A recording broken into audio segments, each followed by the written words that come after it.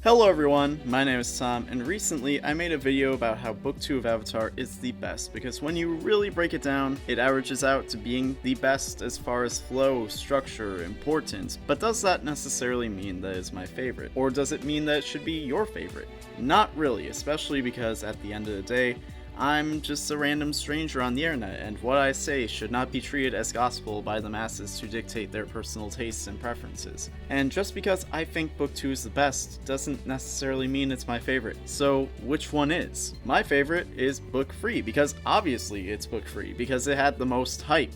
It had the entire weight of the show behind it, so it didn't even need to try that hard to be great. Book 1 had an uphill battle because they had the most work to do, while Book 3 had the pleasure of getting to pay off what we were waiting for throughout the entire story. It was Christmas, we got so much of what we wanted, maybe not everything, but there was so much that we did and things that we might have not even known that we wanted, that we were too happy to even think about what we didn't get. You telling me Katara and Zuko form an OP water firebending duo? These charming old men just stood up to an army and liberated a massive major city? Aang is on a giant turtle? Oh yeah, and he beat Ozai, like that's whatever, I guess. My point is, yeah, we had these incredible points in Book 3 that we can all remember, but we also forget how much of Book 3 is just kinda there. Like, we need to acknowledge, there were only moments in Book 3 where it really needed to be that good. Take the Day of Black Sun, for example. It was rewarding to those of us who were following the story. The fact that it was an invasion called for awesome action that had a big fight feel, and utilized the talents and styles of all the friends the team had made along the way. Zuko's speech to Ozai has to be one of the most powerful scenes in television history.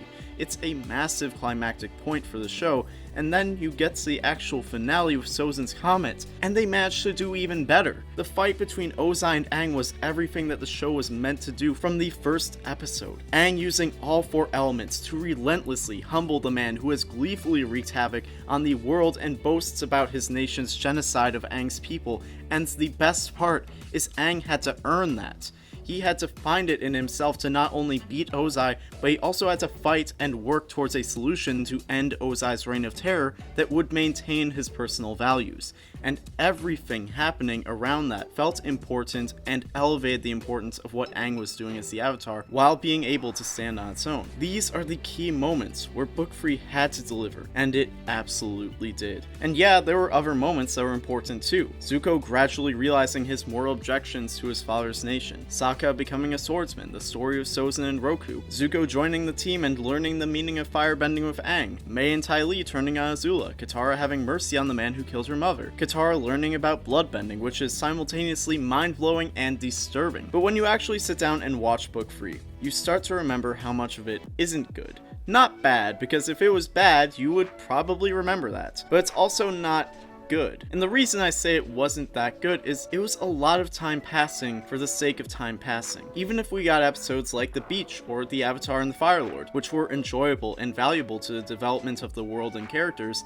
they didn't actually move the story forward. It was more of a, oh yeah, y'all should probably know this, so here you go. It probably helps to see how dysfunctional Azula and Zuko actually are in a typical social situation with people their own age. It provides context, and seeing how Zuko's reintroduction to Fire Nation society has impacted his mental well-being was already inferred, but now we see a deeper exploration of that. It helps to see the story of Sozin and Roku being close, growing up to gradually grow apart as their ideologies differ, as both took on grand positions of influence. It was important to tell the story in order to expand on the world of the lore and the universe. The introduction of bloodbending would be important to showing us that the ideas of good and bad that have been set as a status quo don't always hold up. As the characters mature and grow, they realize that anyone can be capable of great good or great evil, regardless of what nation they come from. Implementing the theme of understanding that just because you perceive yourself as the good side doesn't mean you can let go of your sense of right and wrong, a theme that is consistent throughout this book. But even with all of this serving some purpose and having its own value, it didn't actually contribute to the plot. And these are the episodes that gave us something, compared to episodes like The Painted Lady,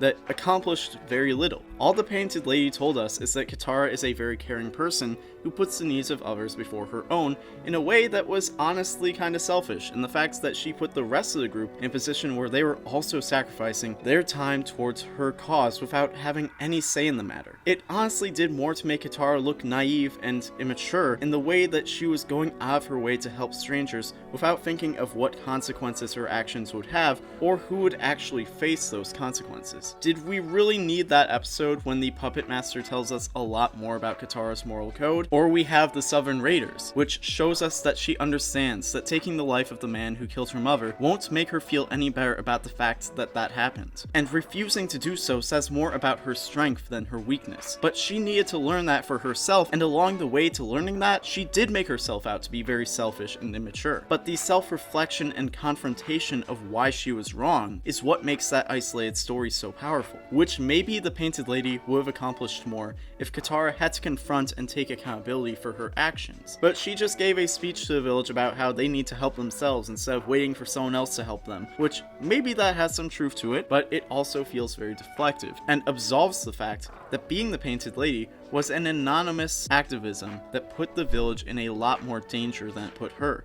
Yet the story doesn't hold her accountable for that. And an episode like that doesn't add much of anything to the bigger picture, which is something about Book 2 that I think sets it ahead of the rest of the series. Every episode, even if it wasn't that great, added something to the overarching story. There isn't a single episode in Book 2 that I feel serves the purpose of filling time without contributing something to the greater narrative. In Book 2, episodes consistently moved us towards the next big plot point. Beginning episodes moved us towards Omashu, then they moved us towards meeting Toph, then they moved us towards Ba Sing Se, and then they built up the corruption of Ba Sing Se towards the finale. In Book 3, leading up to the Day of Black Sun, things didn't have a sense of direction. We were moving towards the invasion, but there was no clear sense of how the stories were leading us there. That's something that's only Book 2 does, because Book 1 doesn't do this either. It's a lot of episodes of isolated stories serving to tell us about the world with a very general sense of moving us towards the destination of interest, but with no true sense of direction, which was partly because looking at that era of television, they needed rerunnable episodes that you didn't need to have context for.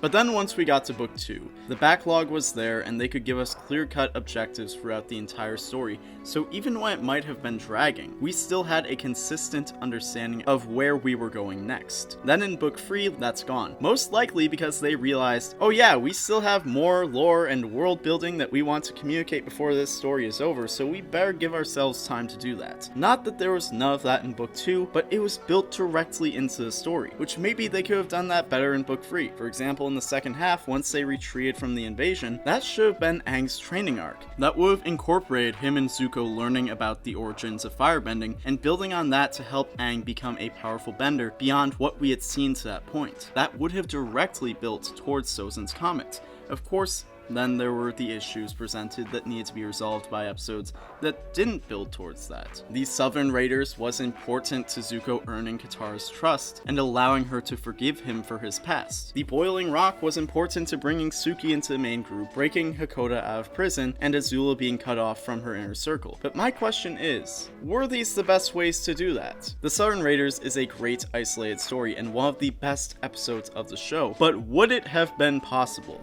to make it more relevant to the story? Give it more of a purpose than, yo, we just sitting around waiting for this comet, why not deal with some of my emotional baggage? What would have been better is if there was a motivation to go after this guy that would relate to what is happening in the story. If for some reason going after the Southern Raiders would have aided the process of stopping the Fire Nation's expansion towards world domination, and because of Zuko's intelligence on the matter, and because of Katara's personal ties to the mission, they're the ones who handled the situation, something like that would have made the story mean more in the grand scheme of things, instead of just being a side story. And then the Boiling Rock, did that really need to be a two-part story? Being subjective, this is my least favorite part of Book 3, because it really doesn't need to be there when you start to think about it. And it definitely doesn't need to be this long. And Sokka making it a priority to find his dad follows the same, yo, we ain't really doing anything important, so let's go take care of this thing that's bugging me, type of mindset that only acknowledges how unimportant this point in the story actually is. Because Hakoda was not the only one taken prisoner on the day of Black Sun, yet he's the only one they can actually break out of the boiling rock because he's the only one there. The rest of them got out after Ozai was removed from power,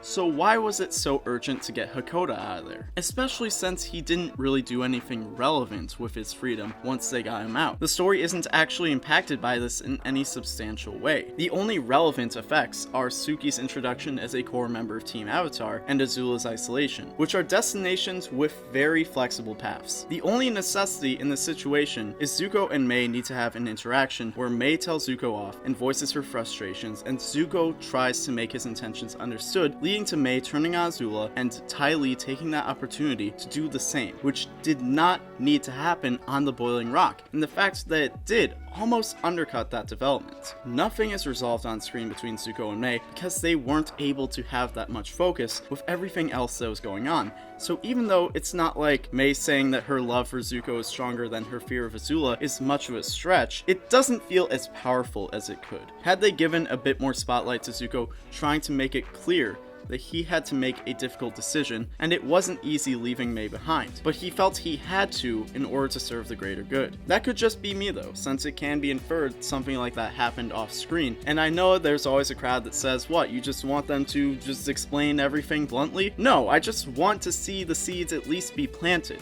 At least give me some sense of Mei is still mad, but understands where Zuko is coming from. That gives a bit more justification and meaning to her actions, because all we got was, you're doing this for your country? You're betraying your country.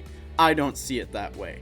And that's it. Then as far as Suki goes, she had consistently popped up in the most random and out of nowhere places, including this, so the sky's really the limit for how they could introduce her into the main group. Then after this was the Ember Island Players episode, which I didn't necessarily care for, but I can also acknowledge that it was relevant leading into the finale. It built on the anxieties Aang was experiencing going into this confrontation with Ozai. It provided the context that a large chunk of the world was anticipating Aang to fail in a devastating way, and it did that while giving a comedic recap on what got us there. So to wrap things up, I think Book 3 has a lot of really great moments and does a lot of good things, and of course it's a great piece of media. But when you really start taking a deeper look at it, it definitely has flaws. It's not as amazing as its best moments, and Book 2 does a better job of telling its story. But like I said, I still like Book 3 the best because of the highs that it hit, and that's fine. Something can be your favorite while still acknowledging it's not the best. That's what makes art so great, is everyone is going to see something different, take something different away, and it's not going to mean the same thing to everyone, and that's not always going to be a result of just quality. That being said, all of Avatar is great, and it's still going crazy on Netflix, so you should definitely consider checking it out. As always, I'd love to hear what you think, so leave a comment down below. Find me on Instagram and Twitter at TommyPQM, or find the Roundtable at RoundtableVids on Twitter, Facebook, or Instagram. If you enjoyed this video, give it a like and share it with your friends. Make sure you have subscribed to the Roundtable